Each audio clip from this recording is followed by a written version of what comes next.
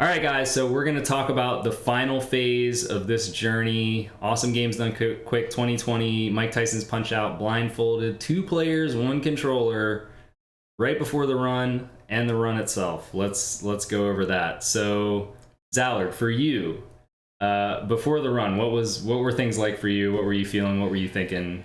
What was going on? Well, I mean, the D-pad is like really intense on execution. There's a lot of responsibility in this run. So, you know, I was very nervous. I was like kind of jumpy. Like I was just kind of trying to like exert energy to just kind of calm myself down in order to prepare for this run. Like I don't want to be like jittery or whatever, like operating the D-pad because, you know, Sinister's my teammate. We gotta be on top of this game right now, and it's you know, like I feel like it worked out for me. Like that's usually how I prepare for runs like this that I'm really stressed out about. Like usually it's stuff like Blindfolded and, you know, these like special condition type runs, but yeah. So Zallard was definitely having that adrenaline. I had some of that. I had some of the nervous energy, but it was before. It was like I went to eat some food before our run because our run ended up being at like 8 or 9 or something like that. Yeah, so I had gone to eat before, and I remember like you know, my heart rate was going really fast and stuff. I'm thinking about the run and all that. But once I got back to the venue, you know, Zallard and I, we kind of met. We went over to the green room, start getting ready, and I just threw on my noise canceling headphones. I put on some music. I just started, you know, relaxing. I'm like laying down on the floor. Yeah. It's really funny, like the complete opposite ways that we prepared for our run. I was like jumpy and like really nervous. Everybody's so like talking to Zallard. Plonked out on the floor. Yeah. I'm just laying down. I'm just, you know, I'm relaxing. I'm getting in the zone. But that's how I like to prepare because I want to be, you know, I want to be calm. I want to be focused. That's the most important thing for me is I don't want my mind going everywhere because it's very easy for that to happen in this run, and it kind of did happen. Yeah. I was able to rein it in, but you know, it was definitely something that I wanted to make sure because, like Zallard said, you know, just in the same way that he didn't want to let me down, I don't want to let him down. Like we're teammates. We got to be in this together. We got to be there for each other. The execution has to be on point. Yeah. So you know, yeah. Once we were good, we had to go up on the stage. I felt good by that time. Yeah. Were you feeling good once we got up on stage? I was still very nervous. Okay. I think, well, part of it was just like, you know, like I was alluding in, you know, previous segments of this, you know, I had Wii Punch-Out and Super Punch-Out perfect records. And part of me was like, you know, going into the event, like that's not happening for Mike Tyson's Punch-Out. It's just not realistic. It was unlikely. But when, you know, our practice was coming together, like that possibility popped in my head again. Like, you know, it might be possible to make that full streak of like all 3 of the games in a row in subsequent GDQs with perfect records. Right. And I'm thinking like this would be the most ridiculous way to cap that off. And I'm like, you know, I'm trying not to let that get to me, like the nerves of that, you know, that huge kind of like personal self goal. Right.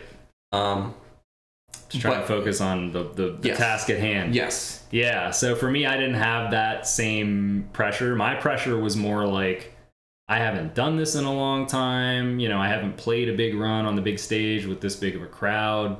You know, it's something that you don't, it's not like riding a bike. Yeah. You kind of have to just get in there and do it. But ultimately, once we actually got up on stage, I felt good. I looked out at the crowd. We had a great couch and second couch. Like we had all our friends, you know, you see those friendly faces, like you just kind of feel more at ease. At least I did. Yes, I felt good. And then, you know, we sat down and I remember I kind of turned to Zallard and I'm like, look, man, you know, no matter what situation comes up, we can handle it. Like, because we were prepared, you know, we had prepared. And he was like, yeah, we're ready. So we both were kind of ready. And then they had us do a little practice so they could get the audio levels right. No. And we were having some problems on Von Kaiser, but I think it was more that you were like trying to take the fight seriously and I was just like messing around. But you were thinking that I was taking it seriously and just blowing it. Yeah. So he was just buffering like 3 20, 50 punches in a row. Yeah. I'm like, I can't do anything. Just throwing punches. I can't save this. Yeah, no, it was a train wreck. So I think we actually lost to Von Kaiser there while they're doing the sound check. But you know, I mean, I didn't care. I was like, this doesn't count. This is not on stream. The only people who are gonna know about it are us, and now all of you. Yeah. But you know, it's really funny to look back on though.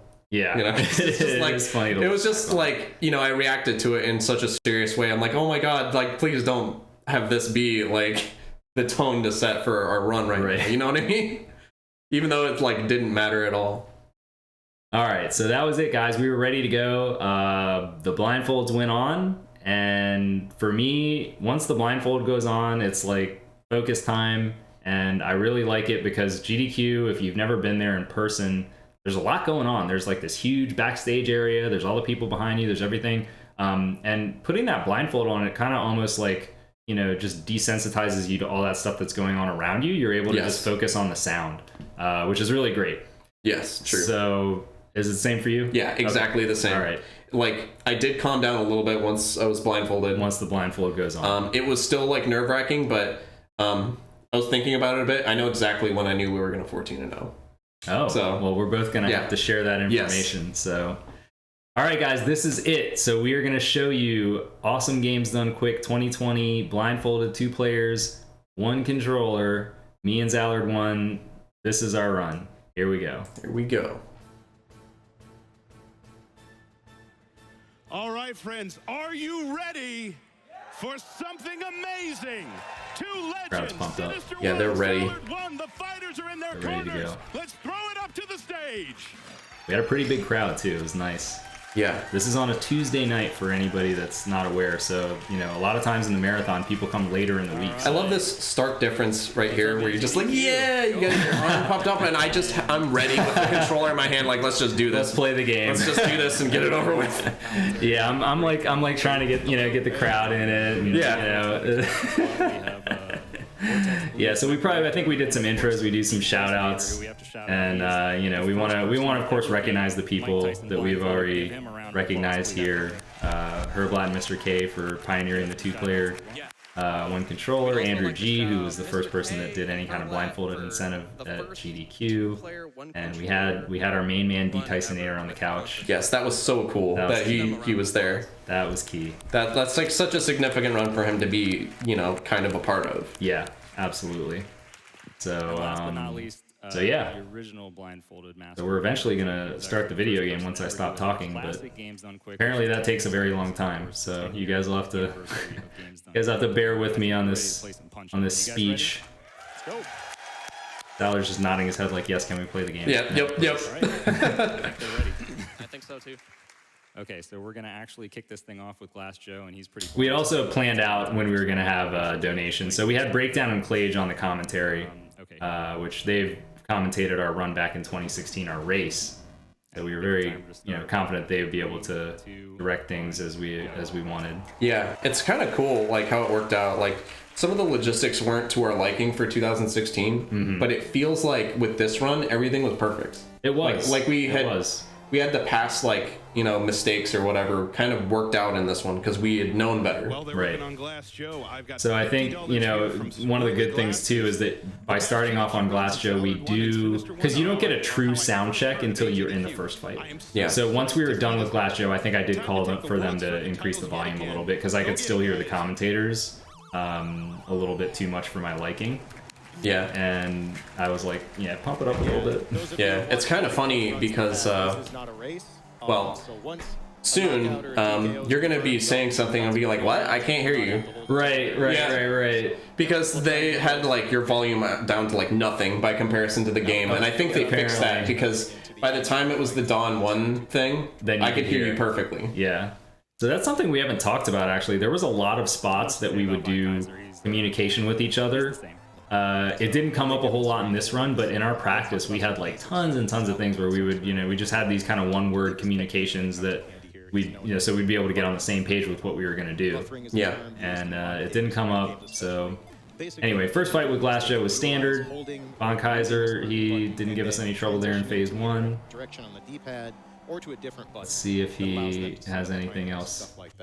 Oh, he's gonna give us this. That's what it is. Yeah, it's the random star, and you're like, do 2 dodges. And in my head, I'm like, I already know to do 2 dodges. Right. I couldn't hear exactly what you said. That's what I was telling him. So the reason I was saying that is because Zallard and I had agreed beforehand that I would always shot call whatever we were gonna do, because there was a few times in practice where I didn't, and then it didn't go what we wanted to. So I was like, I'll just call it every time, even if it's overkill. It's better to just do it. Yeah. But thankfully, so he couldn't hear me there, but he knew to do the right thing anyway. Yeah. So it didn't matter. It didn't matter. And like we said before, Von Kaiser is not somebody that's going to be a threat, regardless. Even if he had hit us, like Yeah, we're not even worried. Not even remotely. Not worried. This fight, maybe a bit.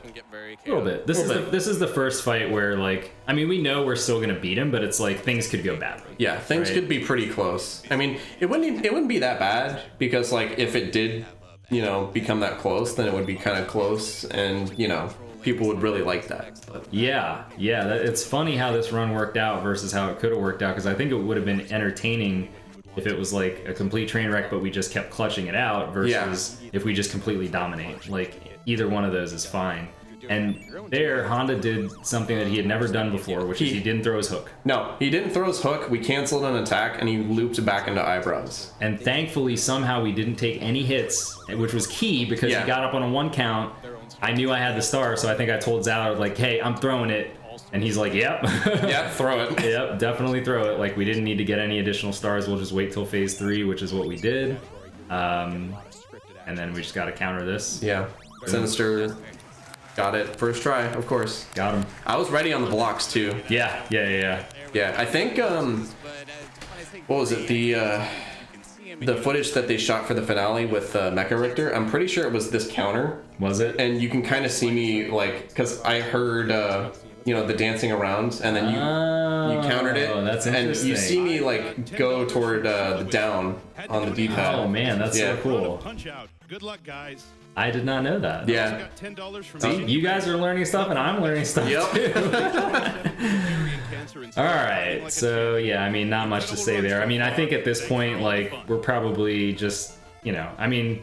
Yeah, it feels good to get out of minor circuit that quickly, but ultimately, like, it's like, let's just hurry up and get to the real stuff. You know, like, this is all just, this is child's play right here. Yes. Don 1 is not gonna be a problem. But I think by this time I was at least, like, I was feeling in the flow of the run. I don't know about you. Yeah, I mean, this banter kind of eased a little bit of the stress. Right. Because it was just kind of fun and silly. Right. Yeah. So we had decided on this beforehand that Zallard never gets to punch anybody, so we were going to do this little kind of back and forth and let him get in a star punch, which is very appropriate because he's the one that came up with the buffer strat to get this guy in the first place. True. So he should definitely get to knock him down. That's how I see it anyway. Yeah.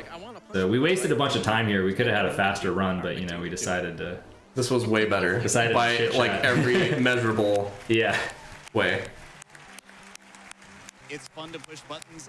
Yeah, I'd say between that and all the times that we took breaks, like in between the fights to talk about stuff, like our run's probably actually 20 or something seconds faster than what the time would be represented here. Yeah.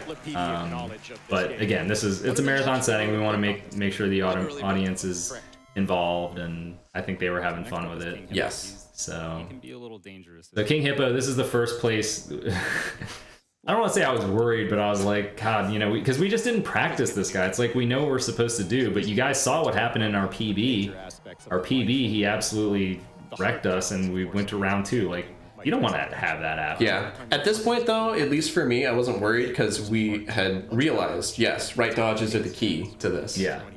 So, like, if we do right dodges and I mess up, like, worst case scenario, we don't get the 3 cycle. And that's what happened. Yeah. So I was totally fine with it. Yeah, this is not a big deal here. I mean, this is just a fight that, I think people were probably a little confused because I talked it up a little bit of, like, things can go wrong, and people were probably like, what are you talking about? I was just having flashbacks to our PB where, we went to round 2 and almost lost the fight. In fact, I think we may have even lost one fight to Hippo, or come very close. Probably. I think we did. So I think when we were doing attempts that day, the day we got our PB, I think we literally lost to Hippo. Yeah. And had to rematch him. We had to rematch him. I think we lost to someone else, like probably Bull or Dawn, and we're just like, screw it, reset. Yeah. Not even, it. don't even want to think about that one.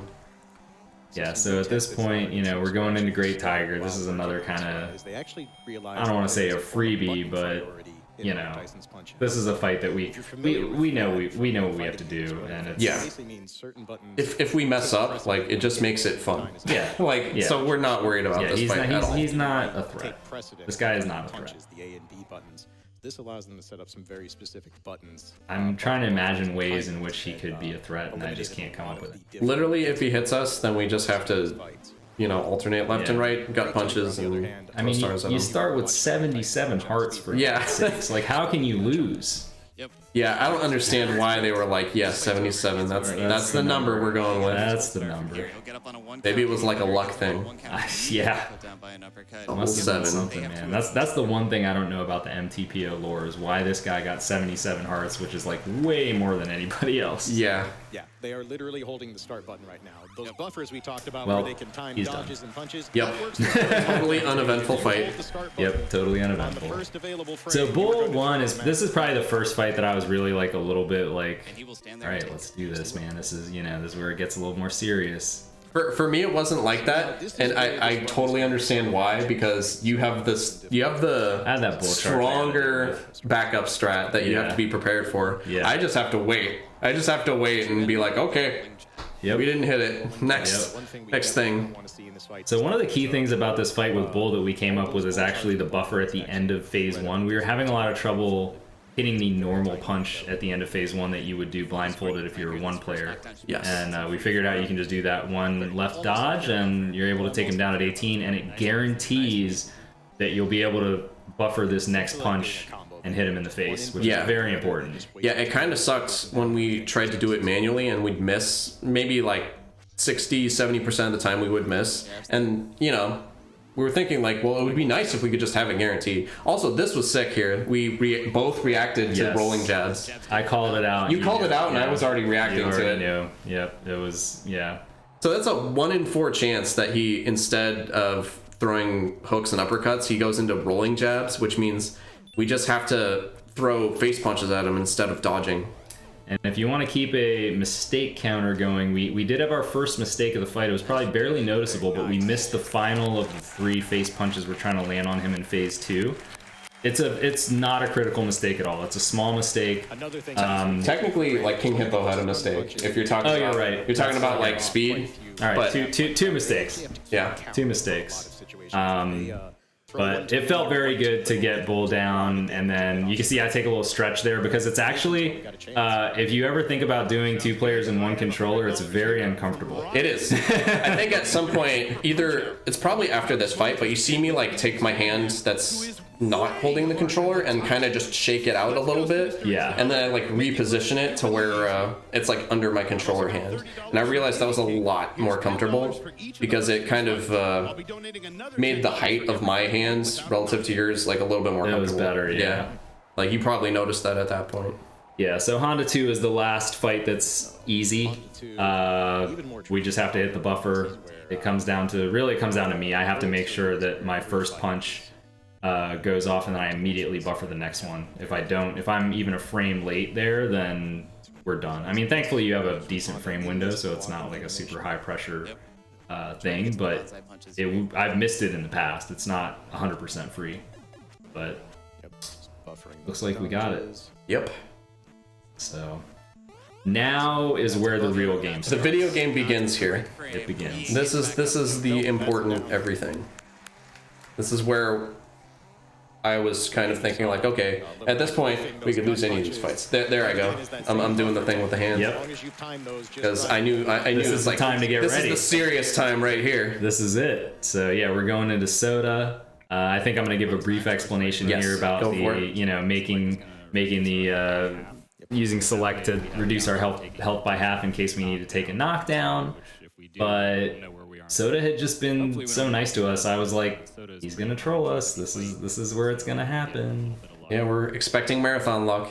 You know, me and Sinister have had plenty of marathon runs over the years, and we know about marathon luck by this point. Yeah.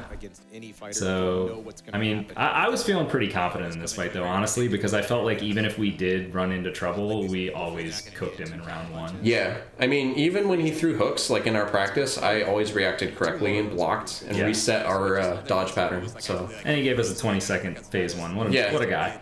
cool dude.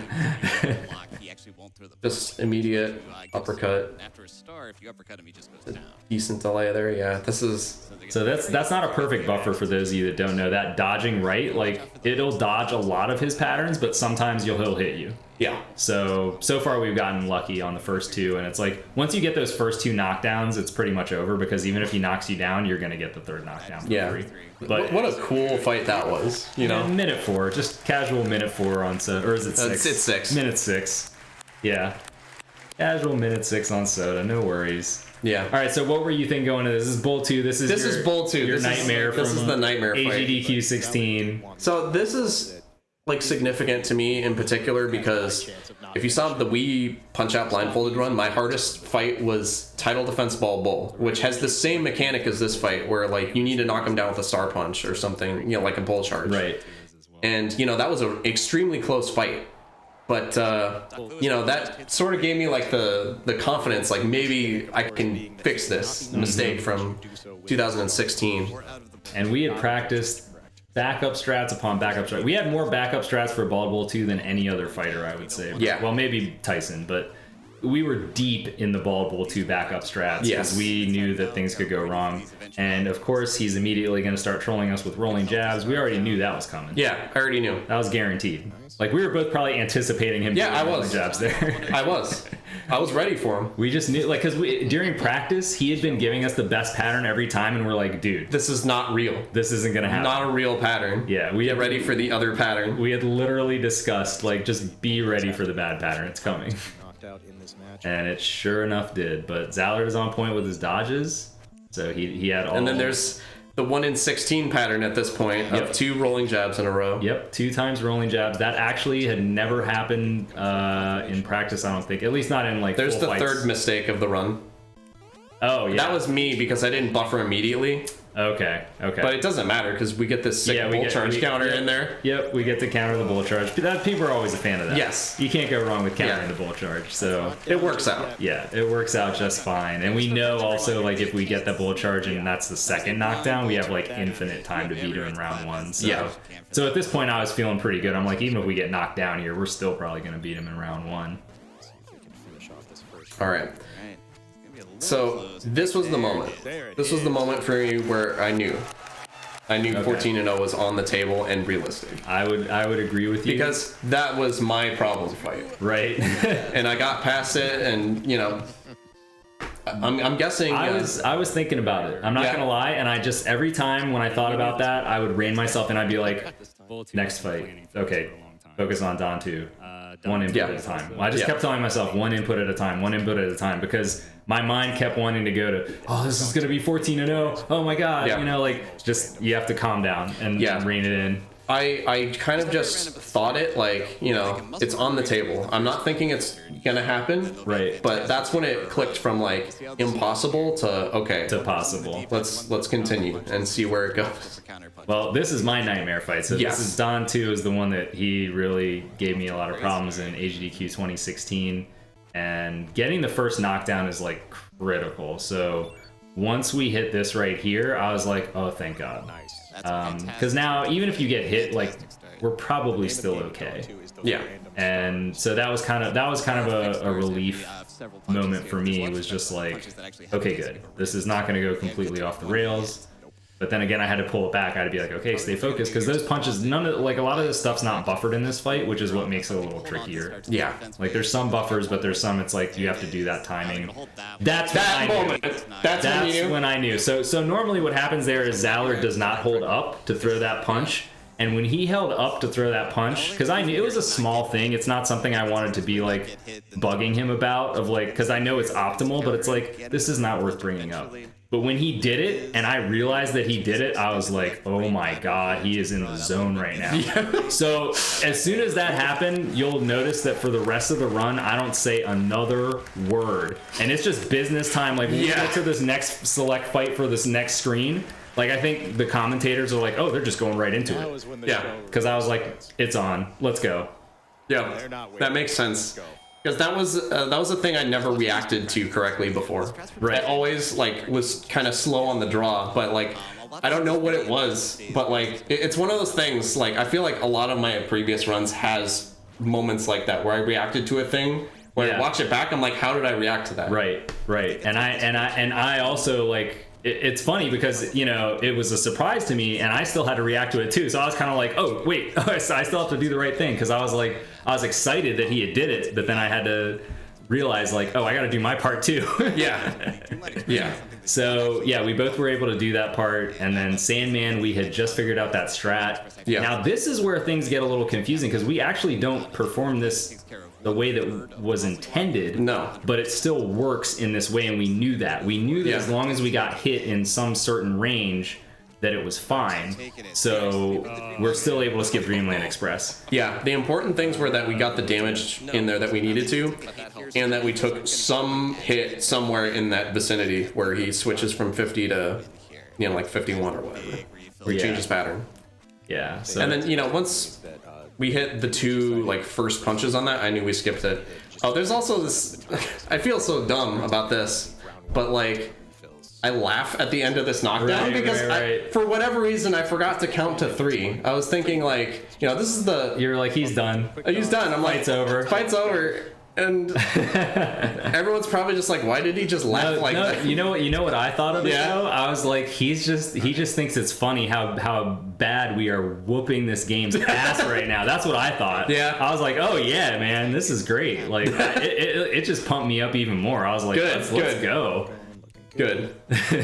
So the only thing we had to worry about here was the refill. So Sandman does have a random refill there, and it's 75% that he gives us the good one, which he did. Yeah. If he gave the other one, we would have had to go to round 2. But we were willing to accept that based on skipping the Dreamland Express. We're like, that's a fair trade. Yeah.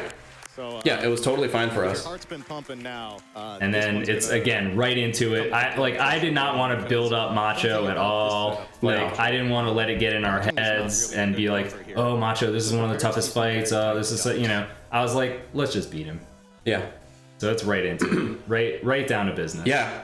And it's just ridiculous. Like, you know, we had just seen our PB on the stream, like how bad Macho was for like both of those fights. Neither of those fights were ideal. And then once we get that second star, you're feeling pretty good about things because you know you get to unload both of them.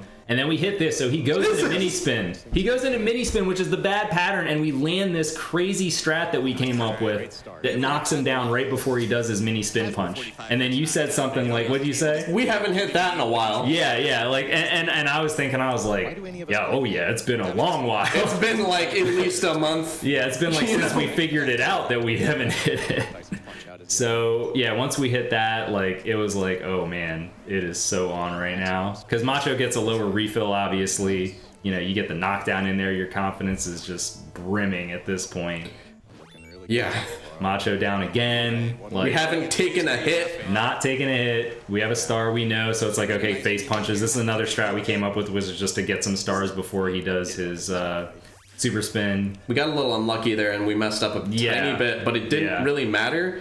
So like it's kind of interesting. This is like another one of those situations. Yeah, where I called it out. Correct. I called it out, and this usually Zallard would get hit here because it's very hard to gauge when to duck there. But this is like one of the first times I dodged it.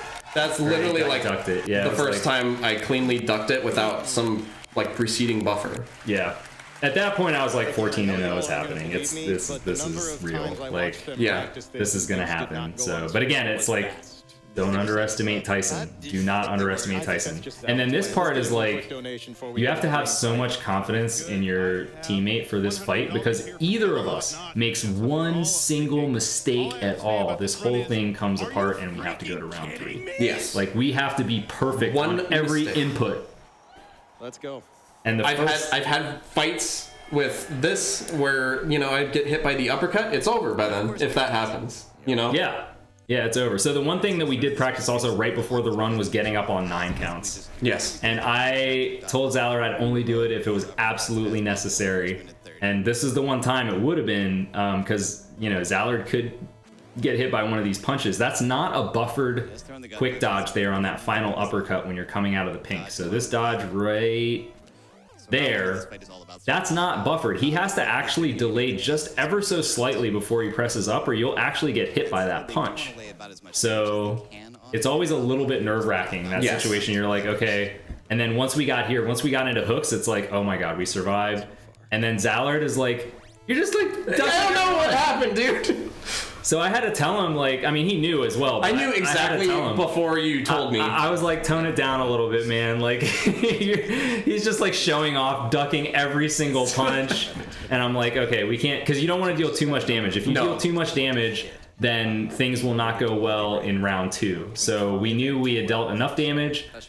Now it just comes down to round 2. It's like, okay, this is the moment right here. We need to clutch this out. We had backup strats for the beginning. If I messed up, we were just going to drain the hearts. Like, we already had this worked out. And this is really the toughest part, probably, is this beginning part. This is the part that both of us were scared of in 2016. Yeah. Is hitting these. Because you have to be pretty quick to react to hit these. He has, like, very slightly random delays, and they can actually mess you up if you, like, get yourself in a rhythm. And he does like max delays every time. Yeah. So I made sure that was probably the most focused that I'd ever been. I was like, I am hitting these 6 punches. We're going to get this thing. First knockdown, like, it feels good, but the thing is, like, anything can go wrong. Literally one buffer miss or something like that, it's over. Yeah, one buffer missed, 1 frame too late, you're done. Literally 1 frame. You cannot mess up by a frame. You're done. So once we got into this, it's like, okay, we know we have the second knockdown. This is a good thing. Like, second knockdown's pretty much guaranteed there, even if he gets a big refill.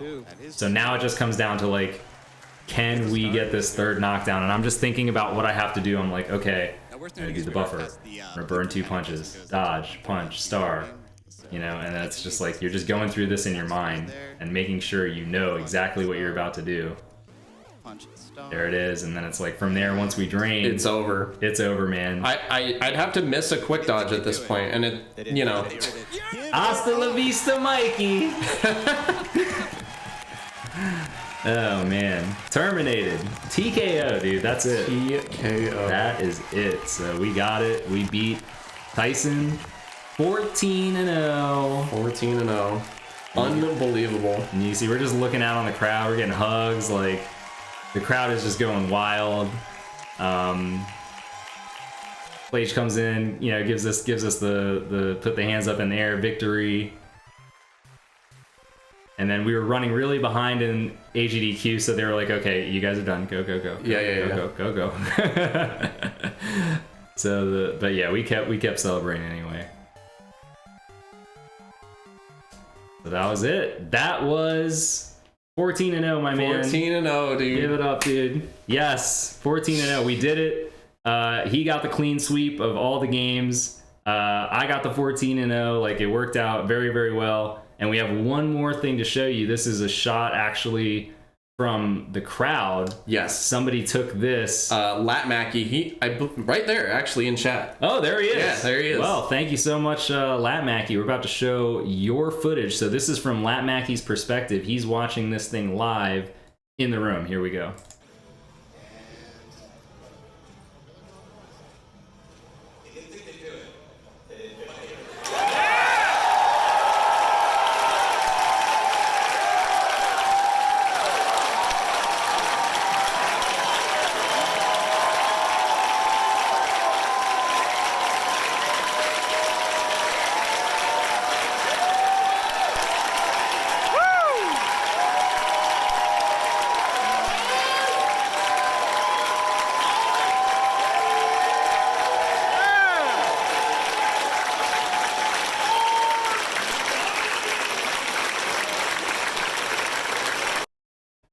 So that was it, guys. That was our AGDQ 2020 blindfolded 2 players, 1 controller run.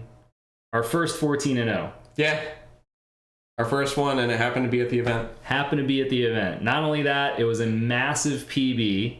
We PB'd by over 15 minutes. Yep. Which is basically like cutting our time in half. Yeah, at that point, yeah. Pretty unexpected for those circumstances. Yeah, it was ridiculous. It was pretty ridiculous. Yeah, neither of us had expected that. I mean, there was a range of possible outcomes. That was at the very top of the range. We were prepared for like not being able to beat certain fights, having rematches, losing fights, having to put in passwords. None of that happened. How many knockdowns did we take? None. Not a single knockdown. We were close a couple times. I think Bull 2 was the closest we had gotten. Yep. Because he hit us once. But he didn't get us. Didn't get us. Nope. We got our revenge. And how many times did we go to round 2? Just one. Just Tyson. Just Tyson. By design, that was our route. Yeah.